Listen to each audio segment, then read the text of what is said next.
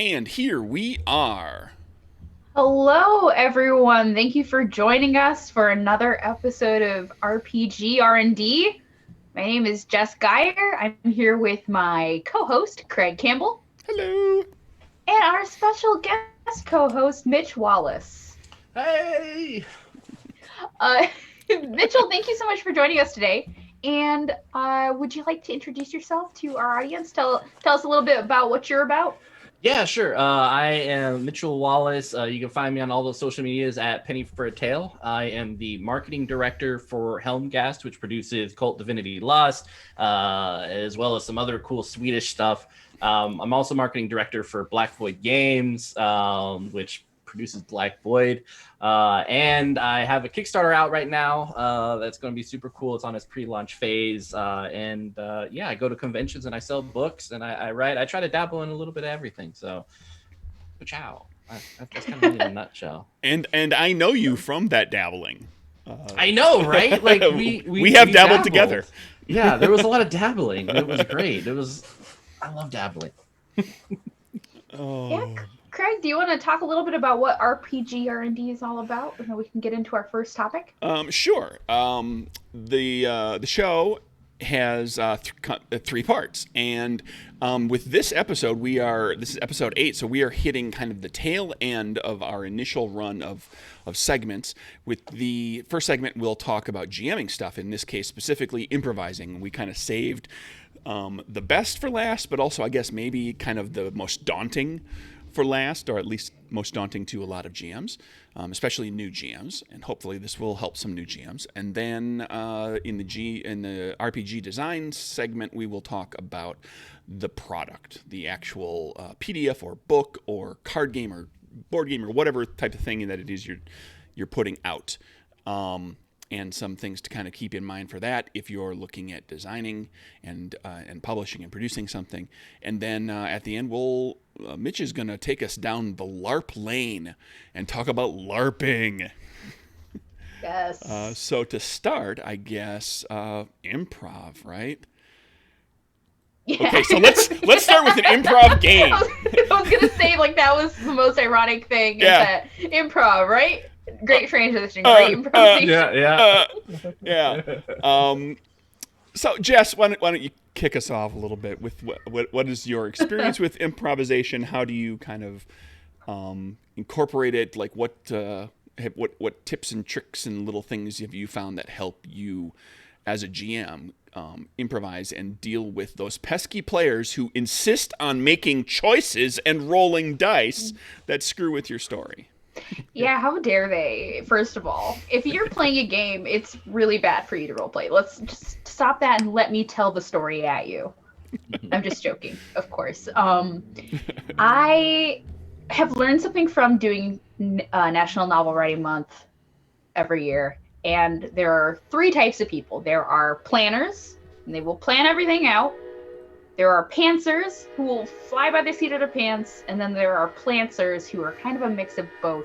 And I find that third technique helps a lot when it comes to improvisation, like having a little bit of an outline, that sketch about what you're going to do, and then leaving areas open that you will flesh out and have your players help you flesh out at the same time. If you plan everything, you're going to feel like you need to stick to that script. You're going to be caught off guard when things go awry. And if you are improvising everything, which you can do, and I have done a couple of times, I've improvised just someone's like, hey, Jess, run a game for us. And I'm like, sure, I always have something off the top of my head. But that's a lot more work, especially if you're a new GM. That's a lot of mental work that you have to do. And it's not great if you're thinking about doing a longer campaign, because you might slip something up and ruin an entire timeline, or leave holes for your players that they'll get lost down on because they think it's a big plot point, but it's really just your red herring that you accidentally put in there that you didn't really want. So finding that little sweet spot, easier said than done, but I always have an outline and just kind of go from there. Yeah, what about you two? I lean heavily on improv. For the most part, whenever I'm running a game, I have like a sentence or two about what I'm trying to do, and then after that, it's just all improv. And even for like kind of tantalizingly teasing the final subject, like we running LARP conventions and stuff like that, like, you know, the whole improv thing is kind of the whole game, because you want to make the story like personable to everyone. So for me, improv has always been about reacting to what everyone else is doing. And so it's probably my favorite experience with TTRPGs, when everyone's kind of just riffing off of each other and creating something pretty cool and sexy.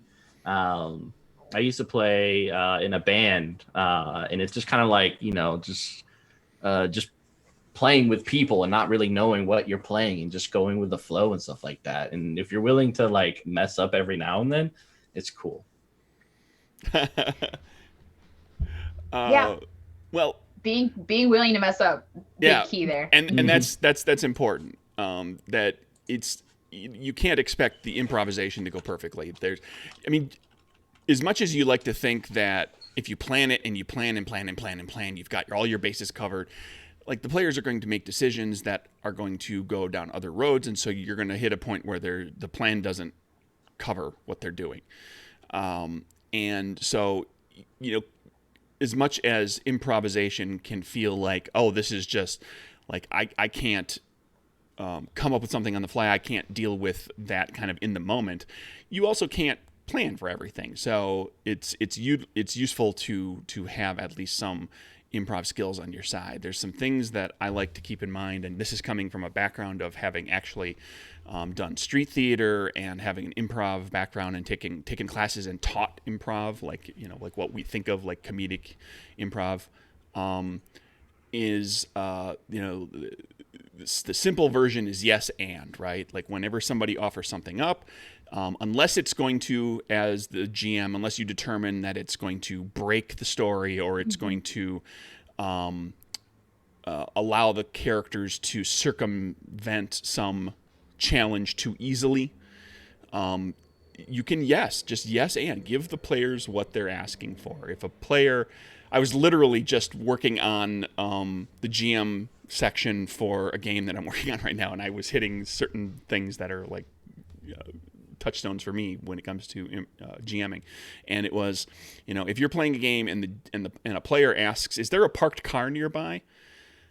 They're probably asking that because they have something they want to do with the parked car. They want to hide behind it, they want to climb inside it, they want to see if there's anything in the trunk, or they want to hotwire it or something. And so if there's not a good reason for there not to be a parked car, if that's going to cause a problem in the story, give them the parked car, because the player is going to do something interesting with it. That's probably why they're asking. And so, yeah, it's a question of saying yes and. When you say no, I like to make sure that it's no, but.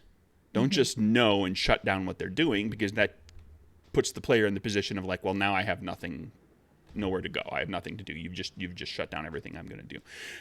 Go no, but, and offer an alternative or several possible alternatives. You know, can I swim up the waterfall? No, but you know, you could climb up the face of the cliff next to the waterfall to get up to the top of it.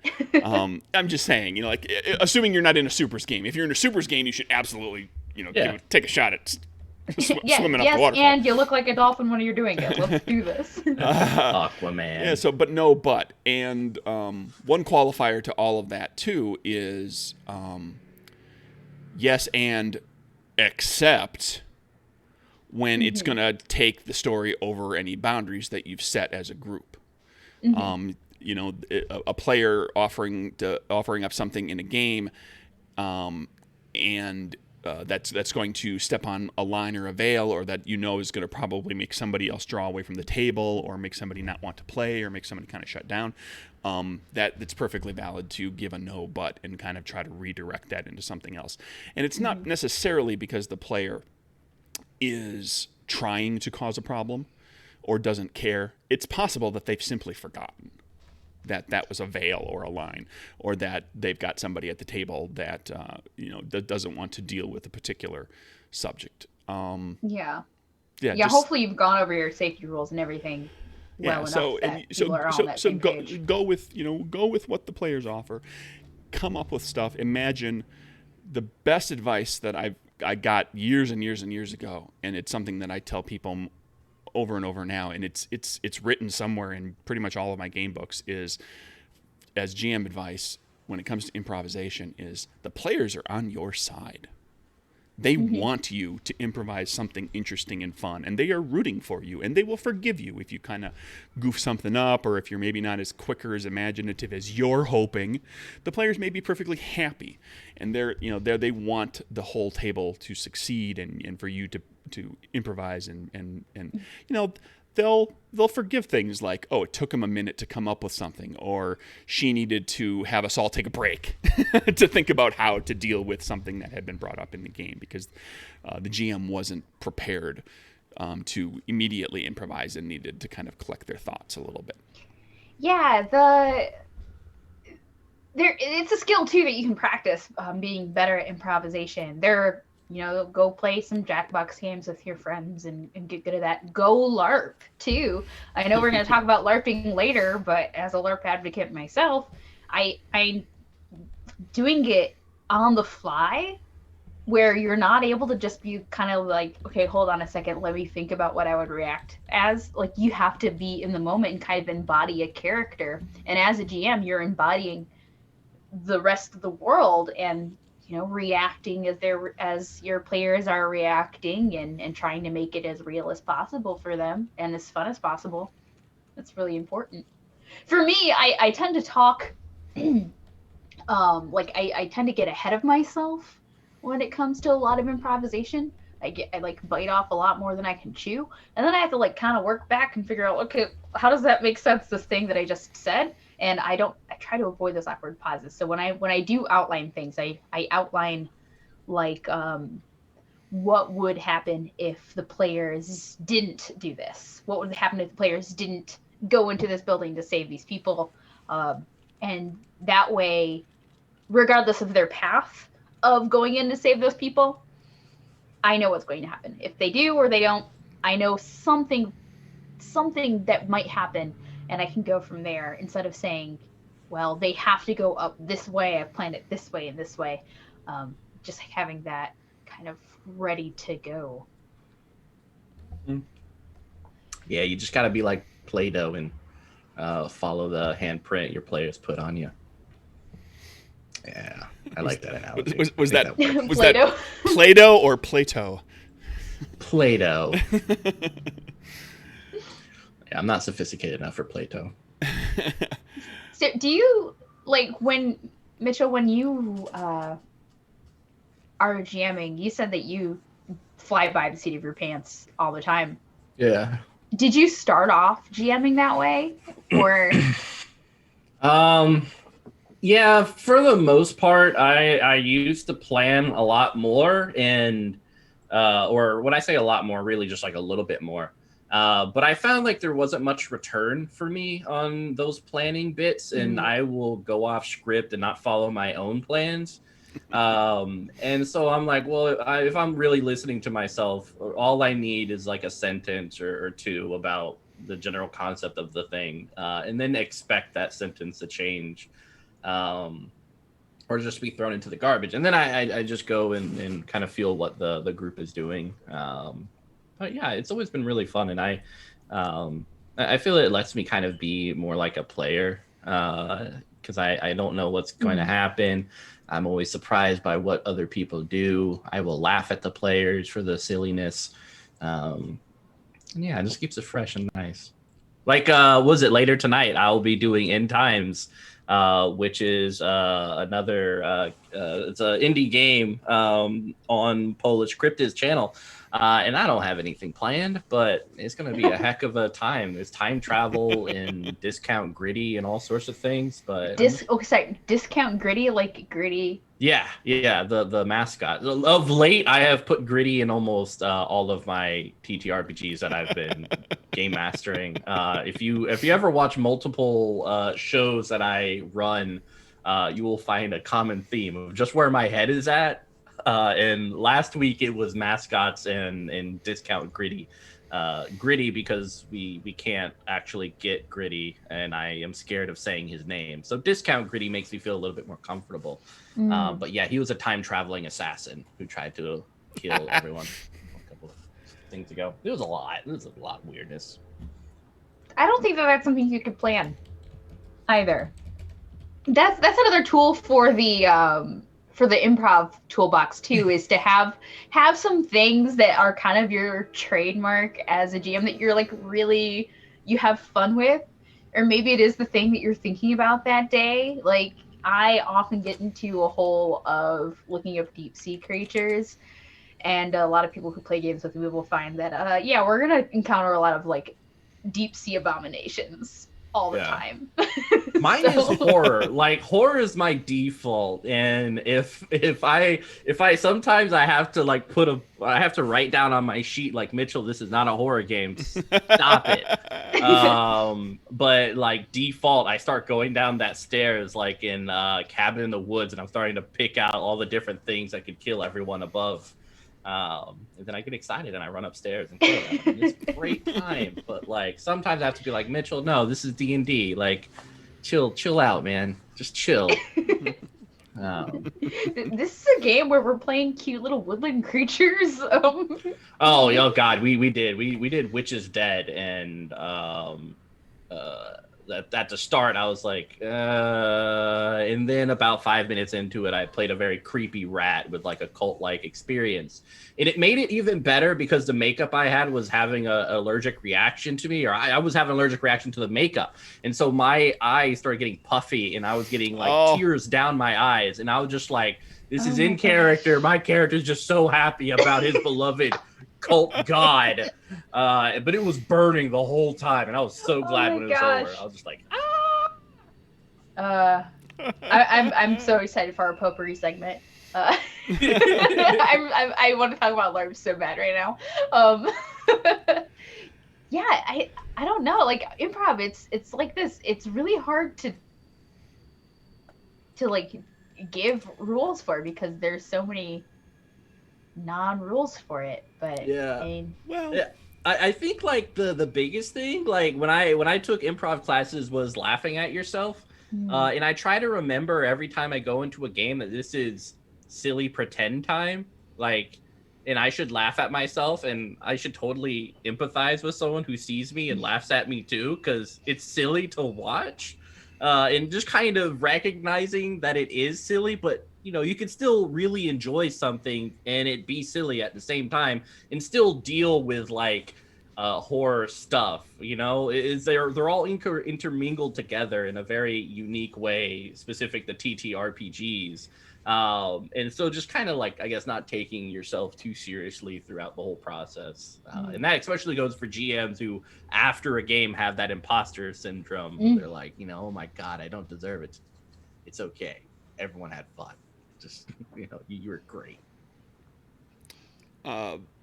Something that, again, you know, on the thinking about, like, you know, taking what the players are offering and running with it. Another bit of advice, I've used this many times, and players don't need to know, and you don't do this all the time necessarily, but there are times when you might have come up with like, here's the plot, here's kind of what's going on, and that might have been planned beforehand. It might have been something that you've kind of solidified in your head as you've been playing. Whatever it is, you've got this thing in mind, and then the players are like either in character or out of character discussing what's going on, and they're trying to figure things out, because players are always trying to figure out what the GM is up to, and guess the next move and figure out what the villain's going to do and so forth. And if they guess something and they get excited about it and they're wrong, change what you were planning.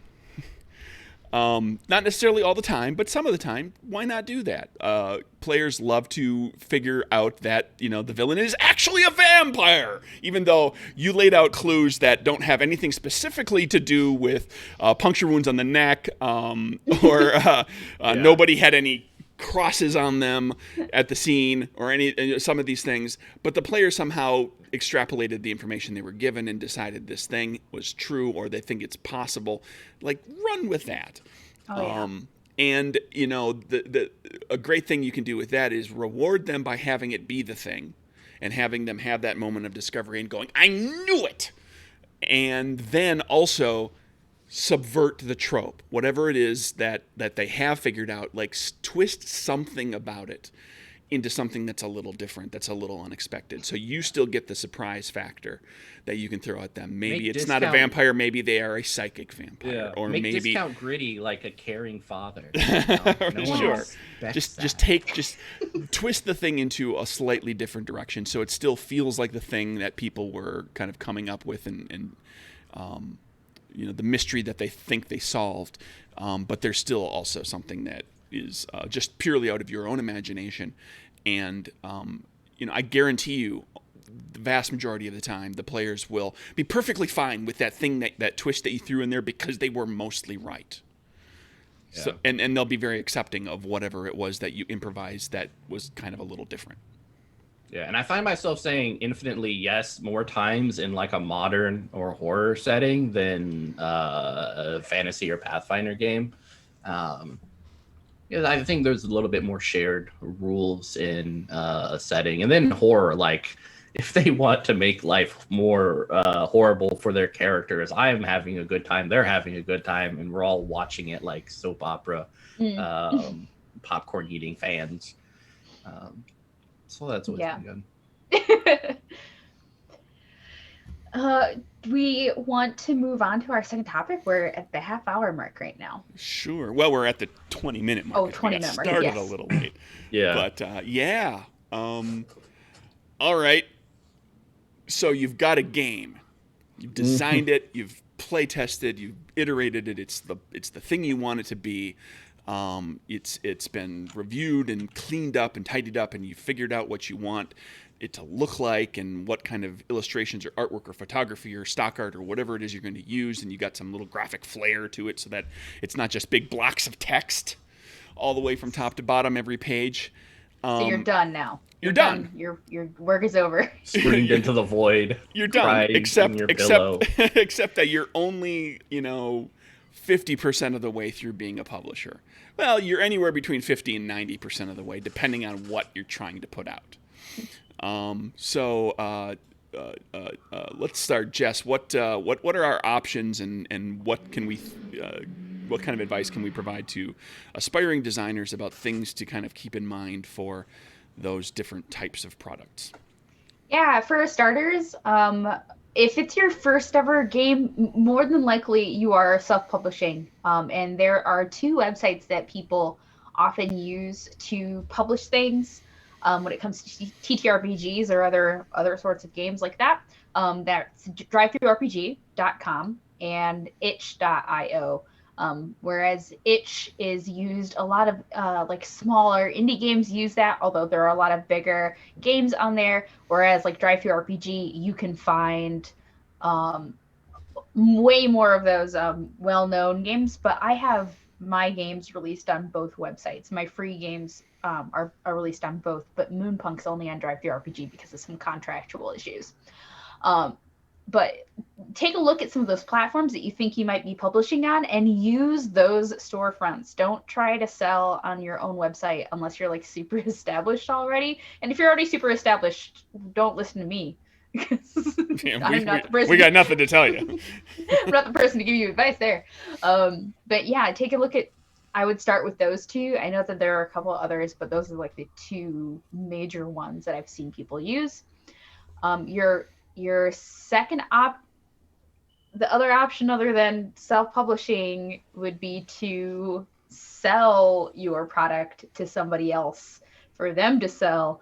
But that includes a long process of pitching and sell sheets and networking that I am not at all an expert in. So start there. And of course, there's always crowdfunding as well. Some people only do a crowdfunding campaign. Yeah, if that's like the way that I think a lot of people, most people, I would say, go when it comes to funding their games and getting them out to an audience. That's, what we ended up doing for Moonpunk. Before that, it was Itch and Drive Through. Yeah, kickstarting is its own whole process too. So I know we're probably going to talk about that today, but we're probably not going to be able to get into too much detail about it because you could write a whole book. I'm sure someone has written a whole Multiple book. people have. And in this kind of format, Kickstarter is like, that's a full episode to just to just cover the basics. And there are other people who have had those episodes out there. You can find all sorts of advice about Kickstarters. There other avenues if you produce if you're producing a PDF. Obviously we talked about like Drive-Thru RPG and itch.io are kind of where it's at. There's also if you're producing any sort of physical book, there's a couple different ways to go. You can go print on demand, which is very common, especially amongst people who are just getting started, who have a smaller base, indie, small scale kind of publishing houses. And the print on demand stuff through Drive-Thru RPG. There's other ways to do it as well, but Drive-Thru RPG comes with the store built in, so people will come to find the games there, and they'll find the option to, like, I can get the PDF, or I can get the book, or I can get the book with the PDF. And it'll print a copy of the book just for them, just that one copy. You can also do an offset print run, which is like the classic, like, honest to goodness, here's a printing press. Not the big metal plate ones; those are obsolete. But it's the digital. We still use that. It's the more technological version of that. That's something that's built into, like, you're going to get your best price per unit if you're producing a lot of books. And so it becomes a question of whether or not you can handle doing 500 or 600 or 1,000 or more copies in order to get a decent price. And that almost certainly, for most of us in the indie realm, requires crowdfunding. I've done it twice for print runs between 600 and 800. And the only reason that the price per unit is reasonable for me is because it was basically covered by the Kickstarter. All the extra money beyond covering the expenses of making the book, artwork and editing and all that sort of stuff, like all the rest of that money allowed me to print the copies and to ship them and to print extras and have them effectively cost me out of my pocket nothing because the Kickstarter covered them, even though the per unit price probably isn't ideal. But the margin is better because it was kind of covered by the Kickstarter. Once you have a physical book like that, there's some other options as well. You can try to get the game into distribution in some manner. That can happen in a number of different ways. There's Indie Press Revolution, which and Studio 2 Publishing, both of which function as consolidators, which is they take a whole bunch of indie titles and they get them to other distributors and retail, and sometimes retailers directly. Some of them will sell right to retailers. Some of them will go to other distributors, like the big distributors that fill like game shelves in bookstores and game stores. Is that the right thing for you? It all depends on how much it costs you to make the book and whether or not you can sell it to a distributor at a discount and still make a margin. And you're going to be making like $1 or $2 a book, maybe a little more if you're lucky. Depends. That's something that you would have to research and really kind of look at for your individual situation and what you can get out of that. It's a lot of upfront research and spreadsheets and math. Yes. So if that is not your strong suit, get someone who is better at it to do it for you. Yeah, I know I was using, Jeff Tidball's Tidbell's game project budget template for my Kickstarter. It was really helpful because I hate numbers so much, and it's why I partnered up with someone else with Penny for a Tale to handle the numbers. So I throw all that stuff at him, but more and more I needed to do stuff on my own, and so that budget really helps me out in learning more about that process. Yeah.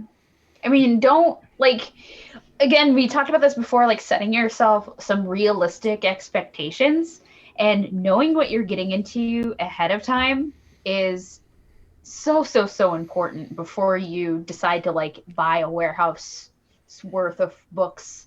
Then you have them stuck in your garage because you have nowhere to sell them. You didn't really plan that out. You didn't realize how little you were going to be making off of it. You're putting yourself in the hole. I don't know about you guys, but indie game designing and book publishing, you get rich real quick off of it, right? It's just I'm rolling in it. Yeah. Look at all my knives that I bought with my profits.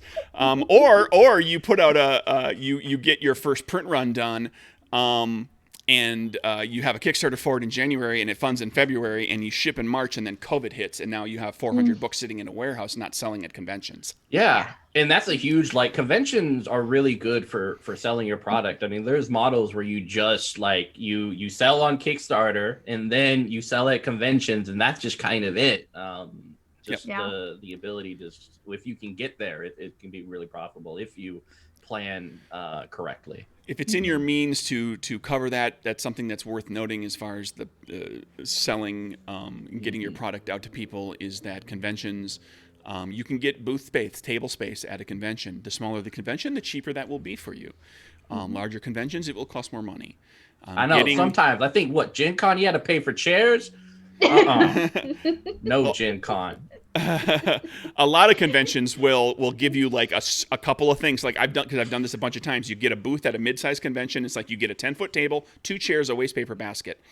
But you can get another table or another chair, and the decorator of the event will rent that to you for an additional fee. Or you can bring tables and chairs and other stuff too, and just load it into your space. But that's more work, and that's money you have to put toward. I lost a chair at Gaylord Convention in DC because I brought my chair and I did not get it back. Yeah, you gotta label stuff that you bring in too. I know, right? It's now that chair is now free ranging it in the mountains of West Virginia. Yeah, I know. It's bounding through the wilderness, happy and free. It has a better life than it had in that convention hall. Anybody would have a better life. Oh, God. Would have at a convention hall. And that's because I used to, before COVID, I was working with Studio 2 for the past 2 years or a year and a half, selling their stuff at Gen Con, PAX Unplugged, and Origins and stuff like that. And hooking up with them, you get that long hallway with all their people, and you get to mingle. And oh man, it was really cool, but a great way to sell, because we were selling the Genesis, who's way to get in at that time. The way to play the game, you had to spend $240 to get in to play the game. That was the entry fee, which was a hard sell, but it was at least exciting to be a part of. But yeah.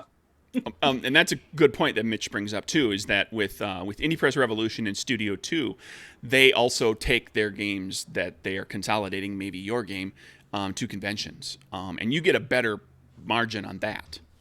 Because they're selling directly to the consumer, so they're charging a higher price. They're not discounting it to give it to a retailer or a distributor who will then mark it up in order to make money. Yeah, and people go to conventions. They're there to buy stuff. Yeah, I don't think there's any other reason to go to convention. I haven't found one yet. I just buy stuff, play stuff.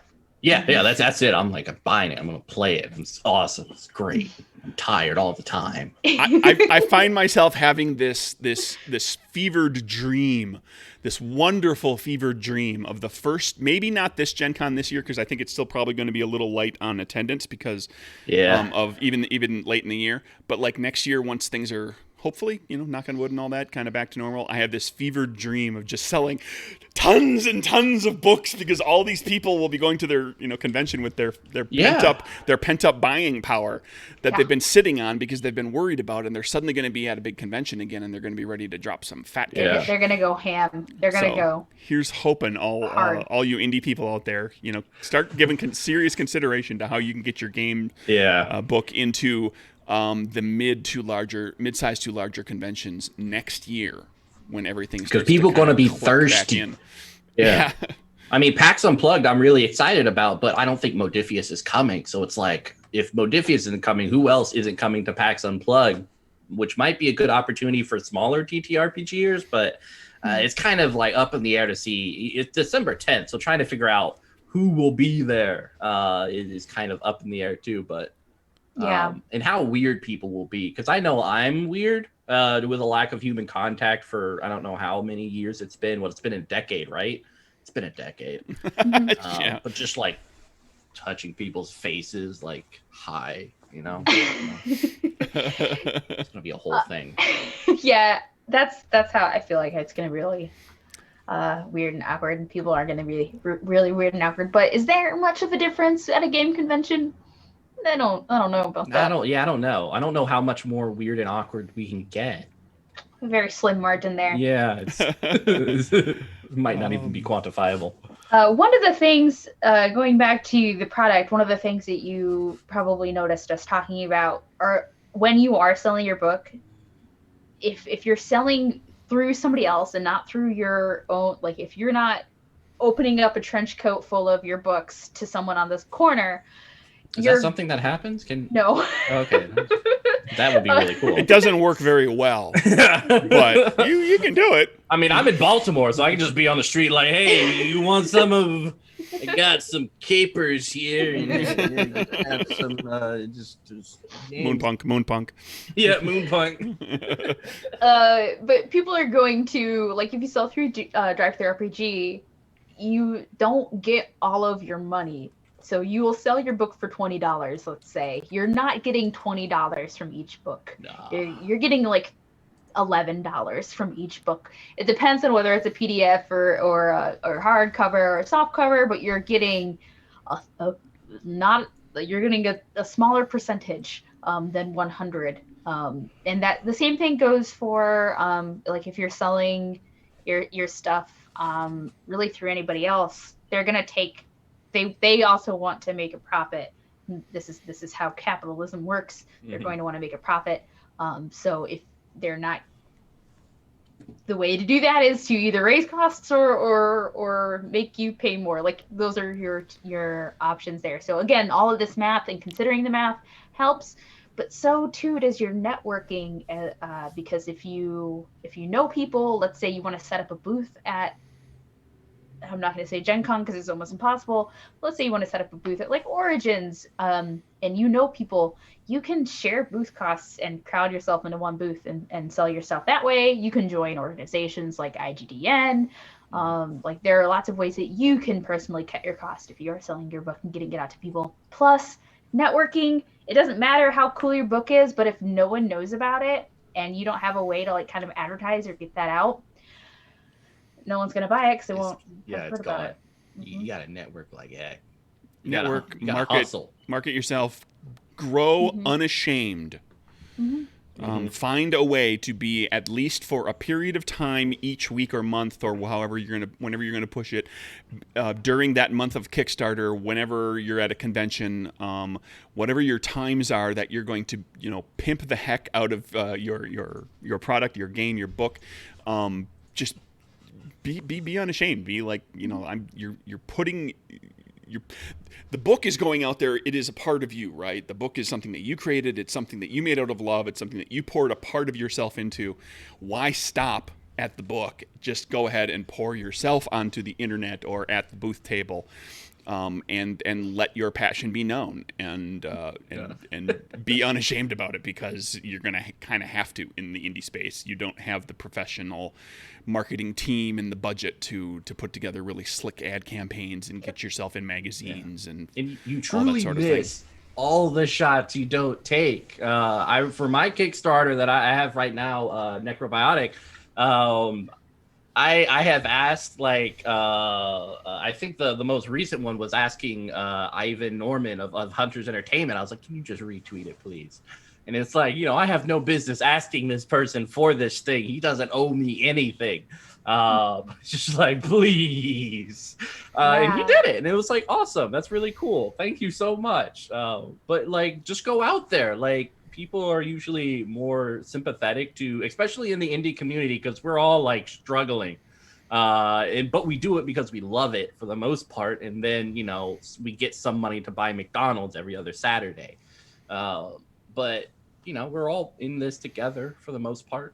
We love each other. Yeah. Hey, I mean, Low Stakes is inspired by What We Do in the Shadows. When that Kickstarter was going on, I was tweeting directly to the stars and creators of the show and the movie, and the hopes that one of them would go like, "Hey, that's neat," retweet. You look at some of those Kickstarters. Give it a shot. You never know. Look at some of those Kickstarters and you find out, oh, how did this game make $50,000? And you go through and you find out that Matt Mercer retweeted them. And that's how they made $50,000. Or Capers had a giant jump a week before the Kickstarter was finishing up because Geek and Sundry picked it up. Oh, yeah. We were spotlighted by a YouTuber and we saw a huge uptick in our sales. So...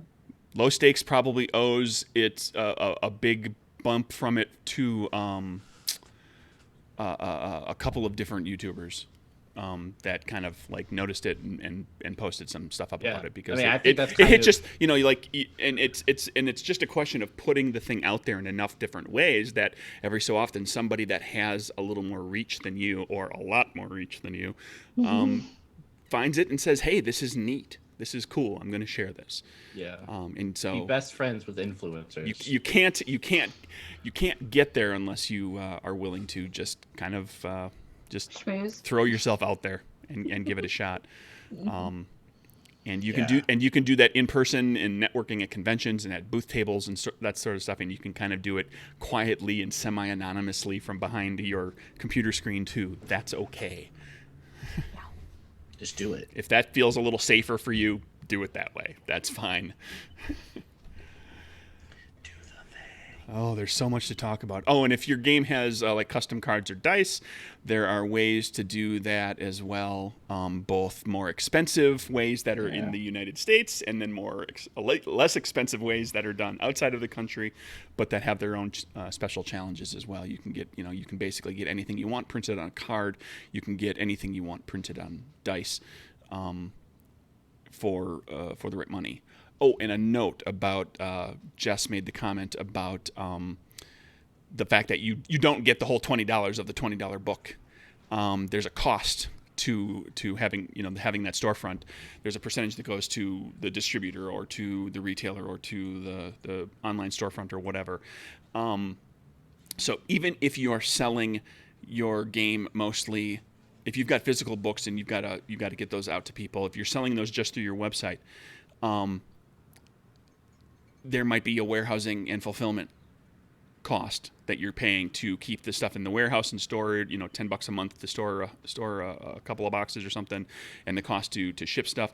Even if you're doing it all from home, there is the postage cost and the fact that you have to purchase packaging and that you have to spend the time. And so there's a cost there. There's the cost of your time to spend putting everything together and printing out mailing labels and putting them on boxes and putting it all together and hauling it all down to the post office or getting it wherever it needs to go. So and you should really think about it. Think about all of that before you make the decision to do that all from home. Think about how much your time is worth, because the time that you are spending putting stamps on things is time that you could be spending playing a game or making another game. I struggle with that all the time. Yeah. I've had many people tell me that I do so many different things, and I have on a number of occasions said, like, during the course of the past 5 years, I've been like, okay, I'm putting the brakes on this and this. I'm not doing this anymore, or I'm scaling this down, because if I keep doing these things and I keep eating away a little bit more of my time, I'm going to run out of time to design a game. Mm-hmm. You also need that time to recharge mentally so you can get and to get the hell away from it for a couple of weeks every now and then. Mm-hmm. So, Yeah, like today, today at 1, no, today at 2, I had a game, and then at 4 there was a game, and then I am, of course, here in this beautiful place, and then afterwards there's a game, and then tomorrow there'll be more games, and then Sunday I will pass out, but till then, That coffee. sounds I have fun, nothing though. to do Oh, it's tomorrow amazing. except for continue figuring out how I'm going to lay out Nowhereville. Oh man, good luck. So that's a whole bunch of product stuff. Yeah. I want to talk. Let's talk about LARPs. Yeah, take it away, Mitch. Yeah, Mitch, you played Dystopia Rising. I played Dystopia Rising. What other LARPs have you played, or do you play? Yeah, Vampire the Masquerade, Vampire the Requiem, Changeling the Lost, Mage the Awakening, Werewolf the Apocalypse, Werewolf the Forsaken. Of course, there's Dystopia Rising. I've done a couple of medieval boffer LARPs, one in North Carolina and about 3 over here in the DC area. Yeah, I think that's about it. But yeah, it's kind of what got me into TTRPGs. My friends invited me to a 4E game, and I thought it was decent. And then I went back home and I watched a horror movie about LARPers gone crazy. And then I was like, that's something for me. That speaks to me. And so I went LARPing, and I went there with all my armor. I spent like $500 to prepare myself because I was a kid without like any savings, and so I didn't care about it. And yeah, it was fun. And LARPing, oh god, it's so good. It is just okay. It has a really bad rap too, because even among TTRPG players, a lot of them look at LARPers like, okay, like you're What weird. are you doing? I know, Yeah, right? They've seen the lightning bolt thing, which Oh, by God. the way, that's fine. That's how a LARP. When you think this person actually thinks that they're throwing lightning bolts at people, no, it's a little packet filled with birdseed that they're throwing at somebody to represent a spell. It's no different than when you're saying, "I cast magic missile." And you're, Yeah, who doesn't and you're wanna- marking off that from your spell book. Yeah, Yeah. who doesn't want to hit someone else with a little pack of pellets? Like, that sounds exciting and amazing to me. For a weekend after a rough day at the office, it's like, oh, and just like pelt it, like, you know. It's so fun. Plus, it's like a little bit more physical than. Although you can play LARPs too, even if you have a disability or if you're not really like in a.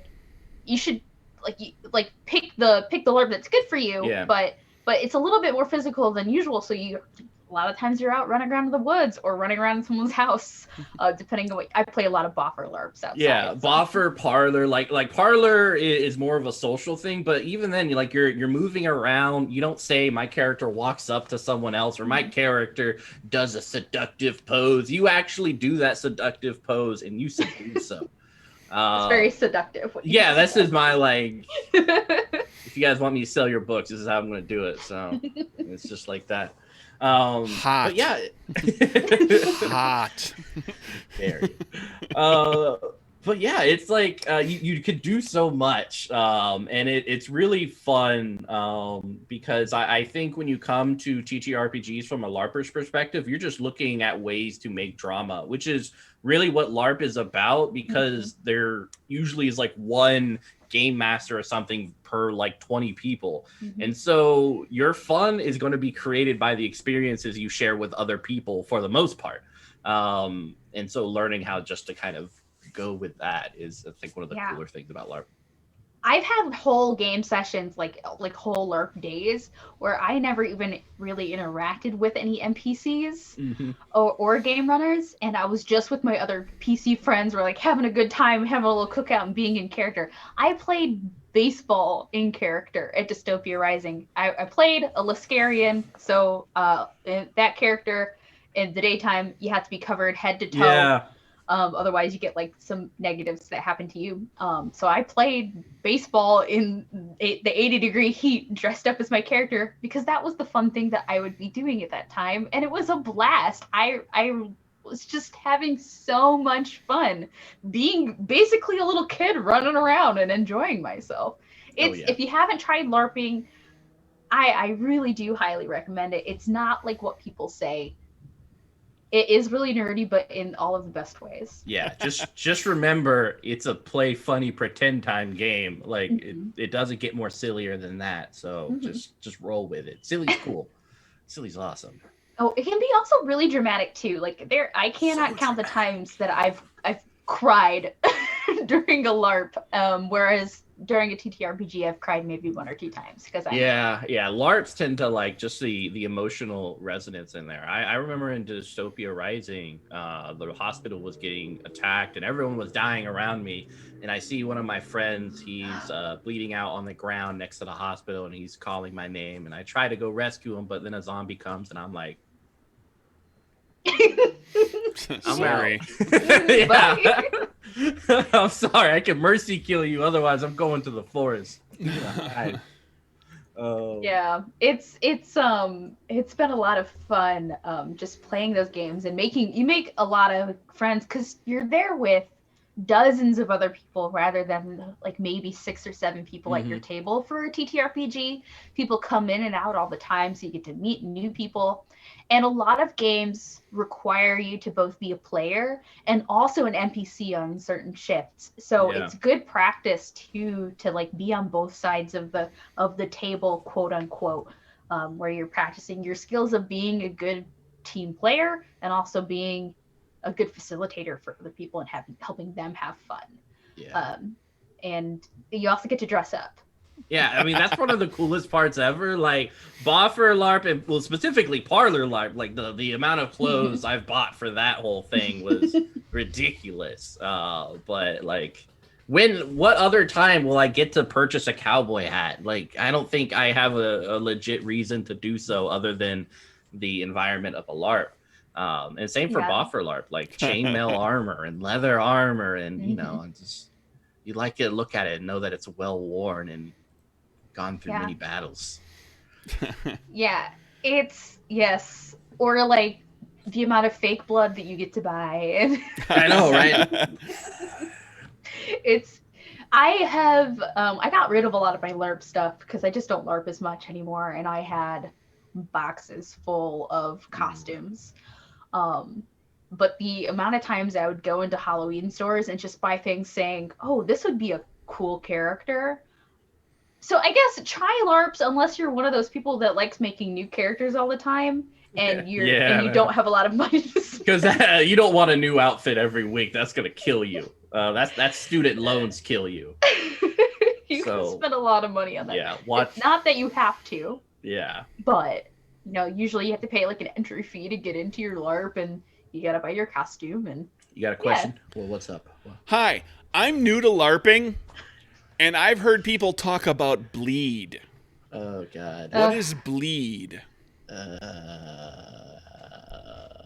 So like, especially for LARP, at a table, there's a degree of separation because you're not actually doing the things that your character is doing. Usually when you're talking to another character, you're either looking at the board or you're kind of haphazardly looking over there like that. And you're certainly not doing the physical social cues that are represented within that conversation. With Boffer LARP and Parlor LARP, it's different because a lot of our the information we get in terms of emotion comes off of like the physical cues that someone will have, and so there's more information passing between people. And so I think in that instance, bleed is a lot easier to kind of simmer on in, and bleed being like, I know you're playing a character, but it still hurts me emotionally, and it makes it unfun. That's kind of bleed, where you start to like afterwards have a negative feeling towards someone based on their character's actions, or an overly positive feeling. Right, you kind of take it with you because the emotions are heightened. In a LARP, as opposed to typically where they're less heightened at a tabletop kind of situation. And I've heard people that, you know, who are particularly sensitive people to begin with, and if they LARP a lot, that they find themselves like, you know, the come down after LARPing can be emotionally draining. I guess be aware of your own sensitivity levels and what sorts of things can kind of get to you, and just be prepared for that.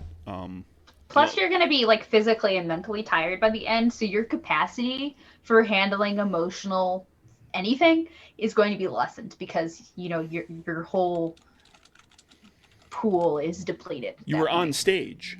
Mm-hmm. Yeah, the whole you're time. putting a lot of emotional energy into it. I've heard people describe it as like going to a LARP for a few hours, and staying and being involved the whole time, like not taking breaks and walking away from it. If you're kind of involved the whole time, is similar to running a very animated 4-hour game session as a GM, where you're always kind of on, and so so when you come away from it, you are kind of drained. Yeah, like it's 24/7, and like having someone in your face yelling at you, calling you stupid, or saying I want to murder you and bury you in the backyard. It's like, holy crap, this person's saying this to me, but you got to disassociate and be like, this is character saying it to my character. It's not, which is kind of, there's some good practices to have.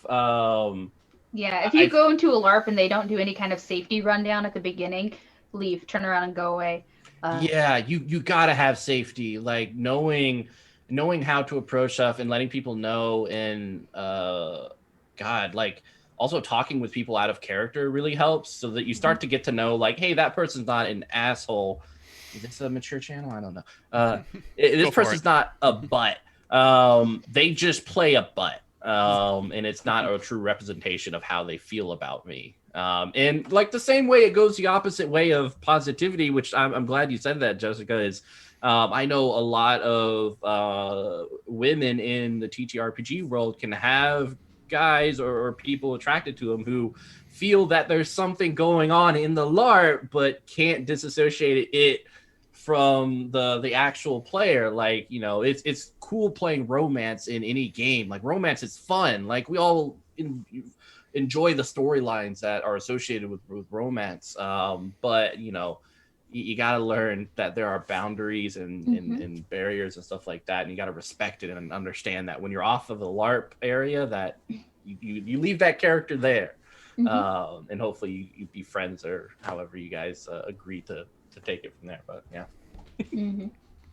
yeah, that happens a lot. I can say as a woman in LARP, and yeah, they're just like the emotional resonance of it. It can. I think that's why there are a lot of people who think that people really believe that they are their LARP. Like, that's the trope. I just listened to this podcast. They were talking about they were comparing LARPing to QAnon.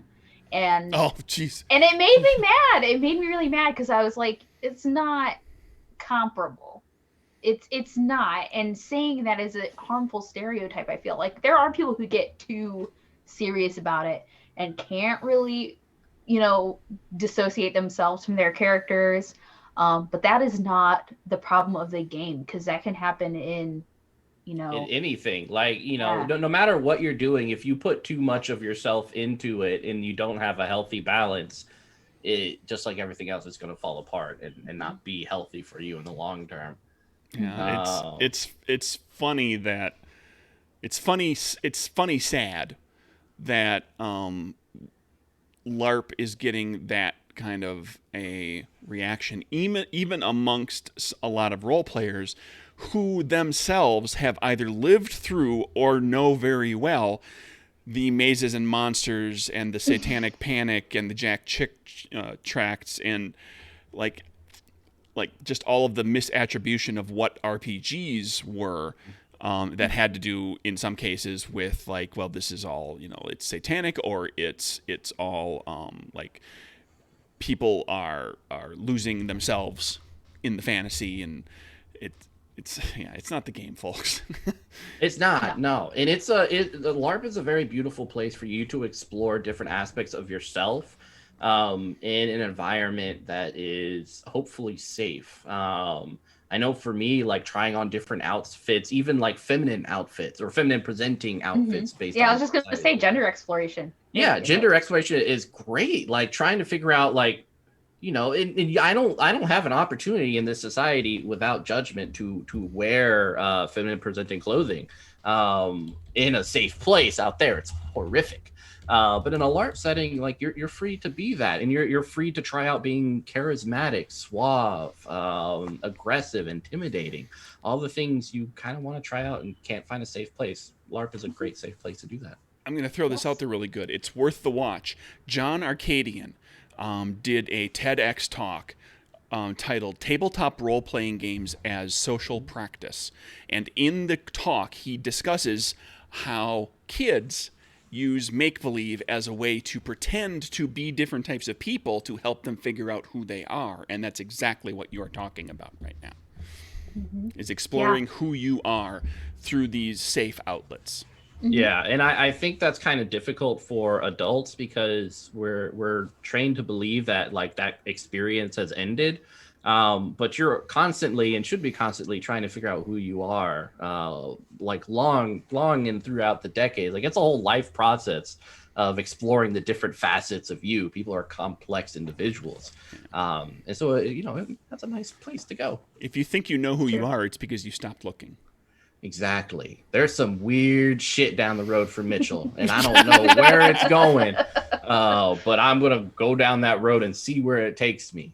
It's going to be weird. That's all I know. Yeah. But and then you get to hit your friends. Like, come on.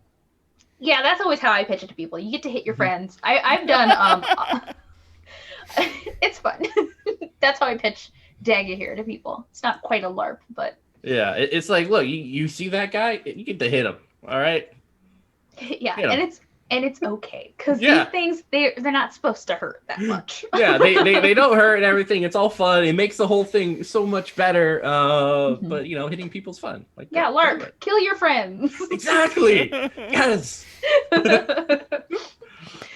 I really want to play now, but I know, right? Pandemic. Oh, jeez. Oh boy, yeah, I didn't think about that. Like where we're at right now, now everybody's jonesing to LARP, and you're like, oh god, yeah, hang in there, it's coming. The LARPs are just gonna swarm like people. But maybe one day, maybe another decade or something. I don't know.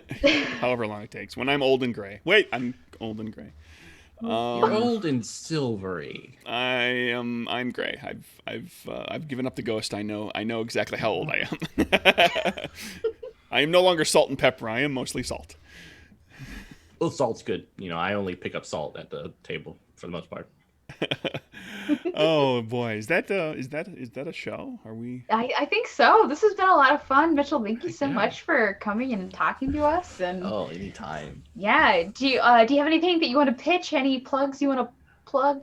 Yeah. So Penny for a Tale LLC. We do for the most part streaming. We have a partner channel, Weave the Tale, and we have an affiliate channel, Penny for a Tale, and we also do marketing for TTRPG companies, including Helmgast, Black Void Games, We Do Imagining Games, and a few others. We also sell at conventions. We write. We do art direction. Anything you need, just come talk to us. It's great. And right now we have a Kickstarter, Necrobiotic, which is on the pre-launch page right now. An amazing game straight from Italy that we are translating and giving a nice flashy upgrade. This is the original book, but it's a card-based system as well, called the Gear System, straight from Italy. So check it out. I'm super excited for it, and there's some cool animations and art for it too. So. When do you have a Kickstarter launch date for that? May 12th. May 12th. So keep that in mind, everybody, because some people will be listening to this in video or podcast form around about that time. Going to run for a month or so? Yeah, 1 month. Exactly. So May 12th to about that time the next month. Keep an eye out for Necrobiotic. It's going to be awesome. Yeah. Thank you, guys. You can find me on Twitter at @Jaska. I don't have anything else to plug. I'm Craig Campbell from Nerdburger Games. I am at Nerdburger Craig on Twitter, and we might be Kickstarter buddies. Is the 12th? Is that a Tuesday or a Wednesday, or what day of the week is that? I think that's a Wednesday. Okay, so I think I'm launching. I'm planning to launch on the Tuesday. So, tentatively May 11th. Yeah, that's the day, May 11th. Let me know, man. I will put a thing on my thing and Nowhereville will go if all goes well with the final steps that I'm under. That's awesome. It will go somewhere. It will, and if it doesn't, it will sit for a little while and it'll go a little later. Because that can happen sometimes too. Because the great thing about being an indie game designer is, for the most part, you're kind of on your own schedule. The game is ready when the game is ready. Yeah, do what you want. If you're if you're doing it as a side gig, you can kind of you can plan for that. So, what will we be talking about in upcoming episodes? Jess and I are hard at work figuring out some of the topics and themes that we'll explore. We're probably going to deep dive a little more into very specific things having to do with RPG design and with GMing. And we'll be finding all sorts of other interesting guests to join us on that, and perhaps start to have some repeats too if we find the right topic for the right people, and we'll see what happens. It's this. If you listen to this one, this was kind of hitting improv and the product for design. Go back and listen to the previous 7 episodes because we take you through all sorts of other steps and advice about GMing, as well as the process of kind of going from your game idea to the product that we talked about in this episode. So and if there's anything you want to hear us talk about, hit us up. You know where to find us on PvP. On the social. PvP. That's something we could maybe talk about. Put it on the list. I've been Jess. in many a kill box, and it has been an amazingly awesome time. People should kill each other's characters more often. I am going to write that down, actually. With that said, we're going to start rolling some dice and killing off each other's characters. Have a nice evening, everybody. Bye. Bye.